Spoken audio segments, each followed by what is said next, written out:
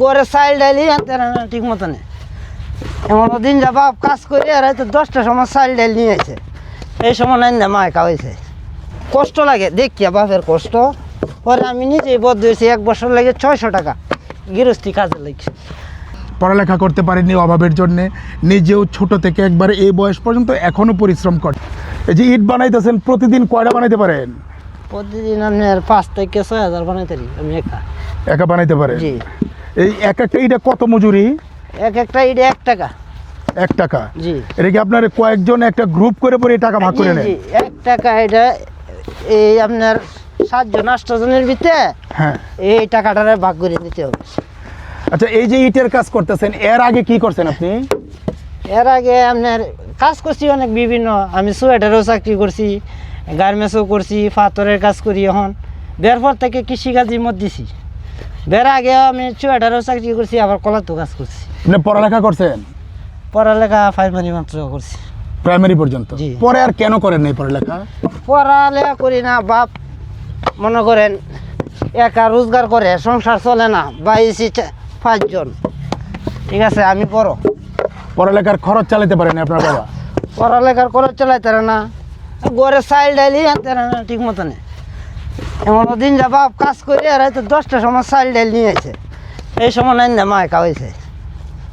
পরে ওই ছোট থাকতে মানুষের কাজ টাজ করেন? ছোটো থাকতে বলতে আমি অতি ফার্স্টে এই কষ্টে লাগে এক জায়গায় বদ্ধ হয়েছি, বর্ষকে এটার বর্ষকে বদ্ধ হয়েছে। কেমন এটা বিষয়টা?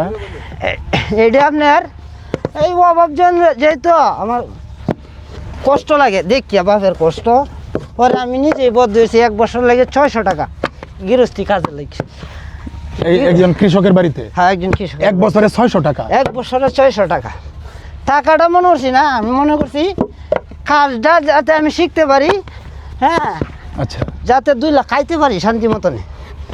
হ্যাঁ, তারপরে ওই জায়গায় কাজ করার পরে কি করছেন? এইভাবে আমি 3 বছর মনে কাটছি।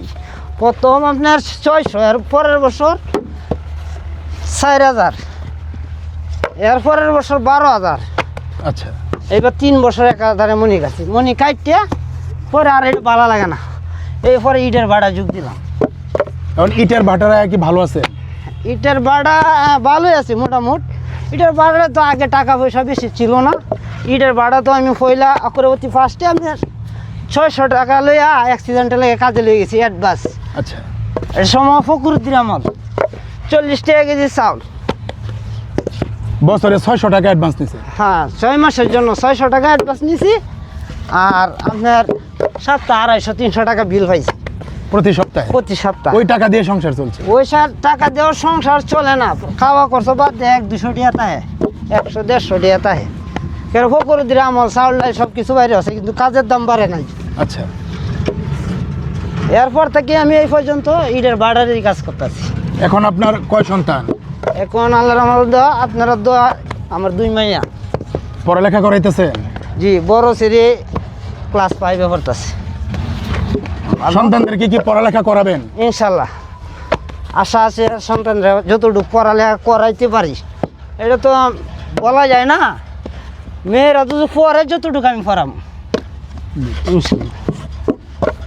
তাহলে অভাবের জন্য পড়ালেখা করতে পারেন নাই? জি না। এখন বাবা মা বাচ্চা আছে না? হ্যাঁ, বাবা মা বাচ্চা আছে। বাবা মার কি খাওয়ান খোরাক দেন? ইনশাল্লাহ দিই। এই কাজ করে দিতেছে? হ্যাঁ হ্যাঁ, এই কাজ করি। নাম কি আপনার? আমার নাম মোহাম্মদ আব্দুল মুতালিব। মোতালিব ভাই? জি। মোতালিব ভাই, এই যে ইটটা বানাইতেছেন, এটা রাখা আমরা একটু কথা বলি। হ্যাঁ, বলেন। একটু দাঁড়াই। ইনি মোতালেব ভাই, আমরা এসে পেয়েছি ইটের ভাটায়। তিনি ইট তৈরি করছেন এবং প্রতিটি ইটে 1 টাকা মজুরি। মোতালেব ভাইয়ের সাথে আরও লোকজন রয়েছে, তারা সবাই মিলে এই টাকাটা ভাগ করে নেয়। কিন্তু মোতালেব ভাইয়ের শৈশবটা আসলে খুব ভালো ছিল না। অভাবের সংসার, প্রাইমারি স্কুলে পড়া থেকেই পড়া শেষ হয়ে গেছে, দরিদ্রতা ছিল, অভাব অনটনের জন্যে। এরপর থেকেই মোতালেব ভাই মানুষের বাড়িতে কাজ করেন। তিনি আমাদেরকে জানালেন যে 1 বছরের জন্য একজন কৃষকের বাড়িতে তিনি 600 টাকায় 1 বছর কাজ করেছেন। সেই মোতালেব ভাই আজকে এই যে ইটের কাজ শিখেছেন, এখন ভালো টাকা রোজগার করছেন। 2 সন্তানদেরকে মোতালেব ভাই ভালো পড়ালেখা করাবেন এবং ভালো স্বপ্ন দেখছেন।